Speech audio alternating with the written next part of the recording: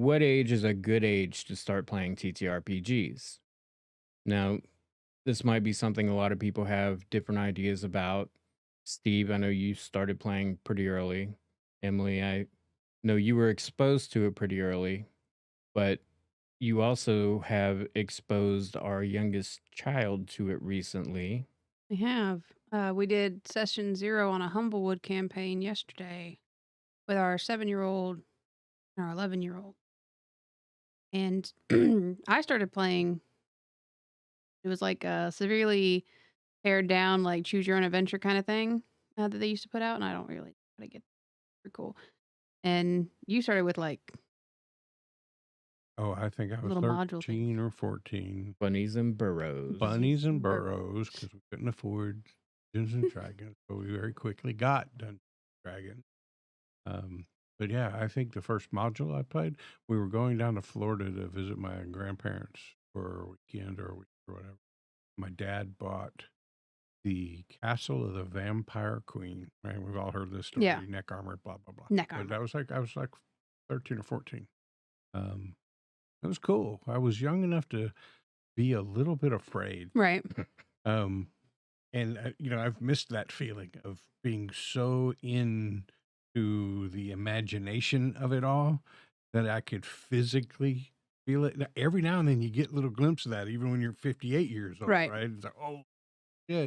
And then when you get it, it's cool. But, if we took the TT off, RPGs, kids start playing that around 2, Yeah. 3. Here, you're the right? mommy and I'm the daddy. Right, they're playing it all the Yeah. time. So when do they have enough attention span and sit stilledness Yeah. to make to put the TT part on it? I And still I don't guess have that that. kind of varies from child to child. It does, and, like, our oldest child, she's, advanced in reading and math. So, for her, we were able to play full-fledged 3.5 with her, and she was And able 5e. she played 3.5 with us at the house?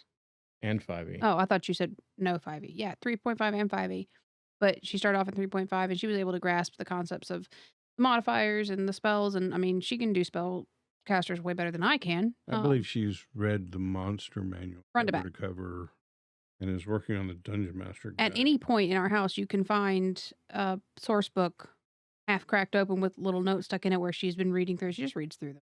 Um, but she can handle that kind of See, stuff. to me, they're resource books, but to her, that's pleasure reading. Yeah, she just reads it front to back, and I can't do that kind of stuff. But for her, she could handle the technicality of it. But I did notice, and I'm pretty sure you guys noticed that when she was playing with all adults, it was hard for her to be included because, like, she wasn't super into role play. Never been super. She wasn't that kid who handed you a doll and you're the mama, that kind of thing. She was never into that. So for her, she wanted to be able to do combat.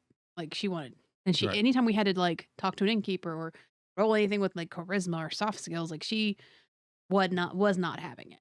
Um, with our youngest one, And when we tried to make concerted efforts, because it's tough for a 10-year-old at a table full of adults, right, to find their way into it. And so when we tried to make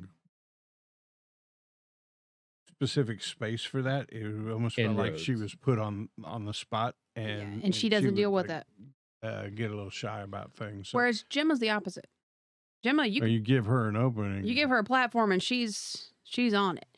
But at the same time, Gemma, while she's, definitely capable of reading and math and all that stuff, she's not as advanced as Tony. So full-fledged D&D is a jump for her at her age. And we had wanted to play with her like 2 years ago, but we could not figure out a way to make it accessible for her age. I think it really just you have to know your kid well enough to know what they can handle. So what we're doing now is I basically, instead of giving them character classes, I said, what do you want your character to be able to do? Do you want him to be melee? Do you want him to be ranged? Do you want him to have healing? Do you want him to have magic? Do you want him? And I let them, and instead of saying, well, you're a this, we kind of built classes from the ground up. So they pick their skills based on kind of what they wanted to be able to do.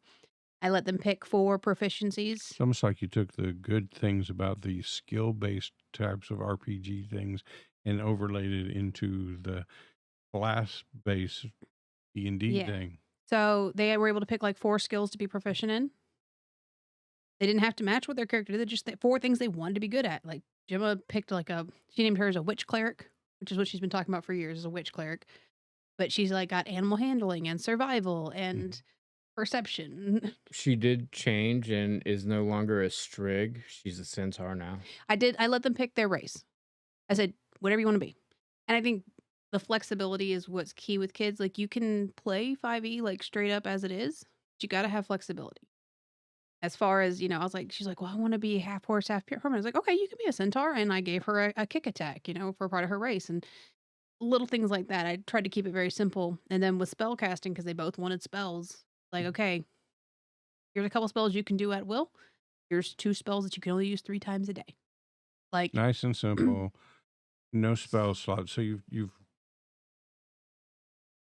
modified, you customized the system and the experience based on what they can absorb and what's deal fun for with. them. Yeah. And so like heal. Like everybody got 10 hit points at every level. That's all they get is 10 hit points. Instead of having to roll for it, they get 10. And for heals, like their healing spell, it just says heal and it heals somebody completely, but they only get 3 per day. But like Gemma has a attack that, does something. She can use it as many times as she wants. I'm thinking I want to, if you would make some of these just home rules for Yeah. our regular game. Like, I want that. Yeah. But I wanted it to be fun for them. So instead of saying, well, you get this and this bonus applies to that, I was like, well, what spells do you want? And Tony was like, well, I'd really like a spell that instead of, doing, damage all at once, it does damage over the course of a couple rounds. I said, okay, well, we'll call it leech. And how many rounds do you think it should last? And she was like, well, I think 5 is too much. So maybe 3. I said, yeah, 3 is a good number. Like I let them be part of that conversation. Writing this shit up because Yeah, no, I can show you the papers. I would like that spell. It's a good spell. Yeah. But I think a lot of it has to be, you have a to great spell against a character that has natural regenerative properties, just leech. so that you're making it use its regenerative, legendary action or something each round while everybody else is wailing on them. That's Yeah. pretty cool. So what about attention span and how long you could expect kids? And so when Tim, your youngest sibling, By about 10 years. was so- about 10 years old when we brought him in and started playing it, and he loved it right away. And he was very much on the role play side of things. He liked combat too, because kicking ass. It's always fun. But he really liked the role play and the adding his imagination to the world Right. that was going on. But we're known for marathon freaking sessions. I mean, Sure. we have started at noon on a Saturday and Went to finished midnight. after midnight. Yeah. And I think back then when Hannah and Tim were in that era, 10 and 12, there comes a point where, You've lost them. yeah, and it's just tough for it. They were always good about, sticking around the table, and when it got around to there, but you could always tell when Yeah.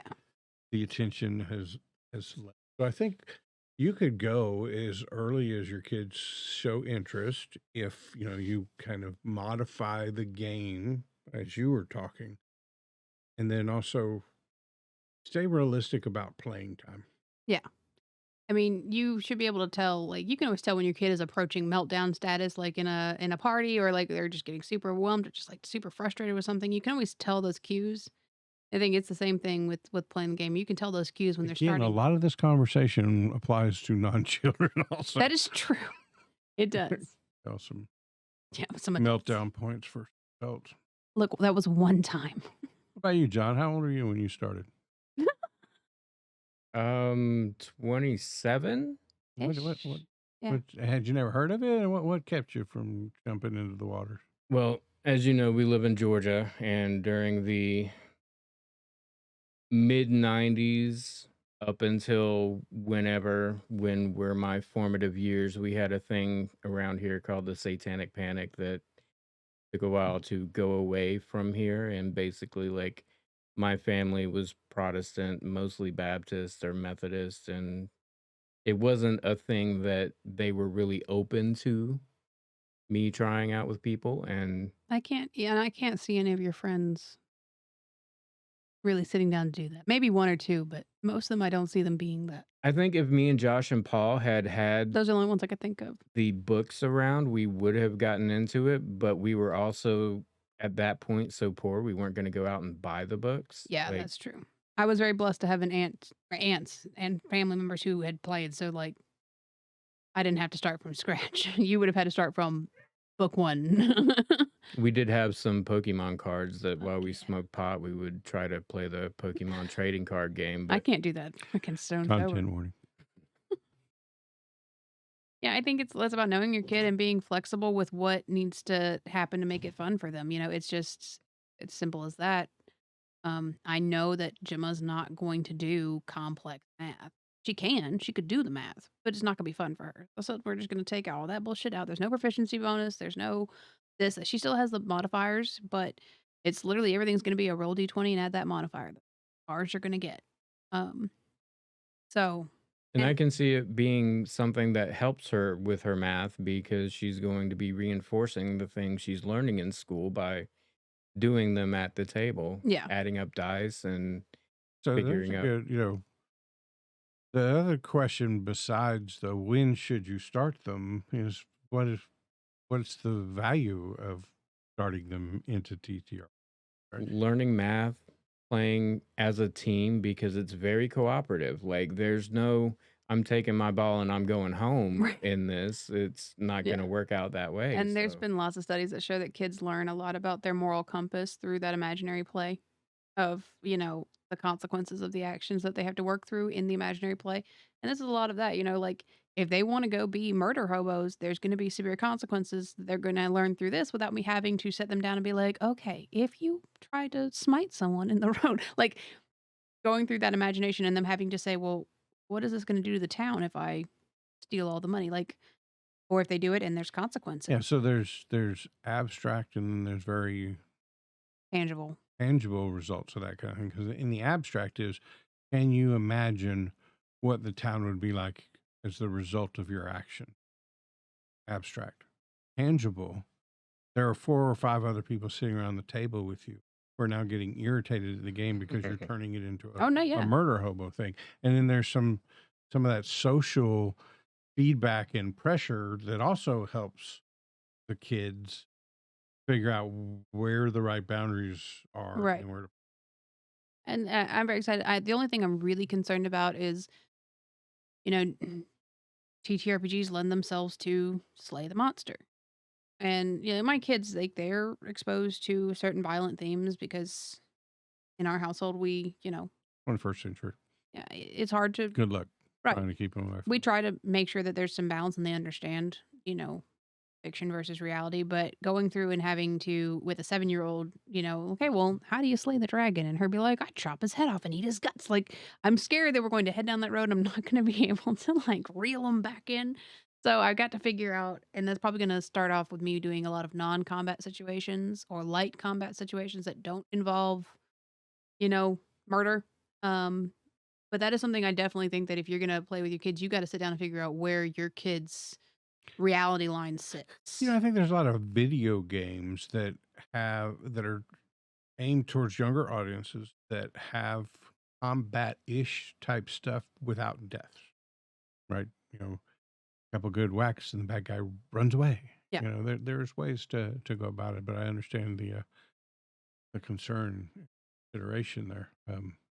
Nintendo's kind of famous for that. Like, if you think about it, Bowser always runs off the edge of the screen. You never kill mhm, Bowser.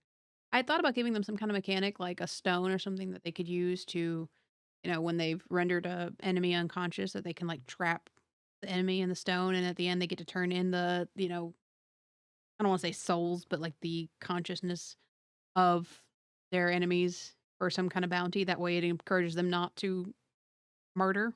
You know. yeah.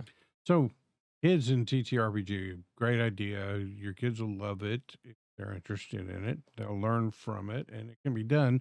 You have to make some concessions, probably tailor the rules for them a little bit, work on the timing, and make sure you're keeping it into a box that you feel comfortable in and not get, oh my God, this is going on too long. So, I think whatever age the child's ready for it, and parent You have is to be ready ready for for it. it. I have put in a big amount of commitment towards this, so you have to be ready for it as well. But yeah, Yeah. definitely do it.